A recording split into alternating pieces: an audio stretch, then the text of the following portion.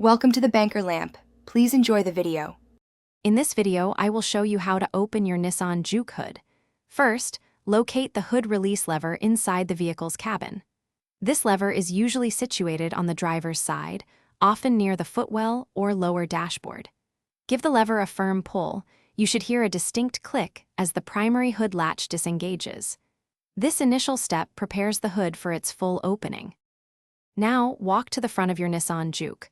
The hood will be slightly ajar, creating a small gap. Carefully reach your hand into this gap, directly above the grille. You'll need to feel around for the secondary safety latch. This mechanism is designed to prevent the hood from flying open unexpectedly, adding an extra layer of security for you. Once you've located the secondary safety latch, you'll typically need to either push it to one side or lift it upwards.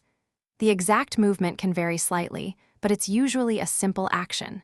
As you manipulate this latch, the hood will fully release. Now, using both hands, gently lift the hood all the way open, being mindful of its weight. With the hood open, your next step is to secure it safely. Look for the prop rod, which is usually a thin metal rod attached to the underside of the hood itself. Detach it from its clip. Then, find the designated hole or slot in the engine bay and firmly insert the end of the prop rod. This ensures the hood stays open securely while you work. Thanks for watching. If this was helpful, leave a like and consider subscribing. See you next time.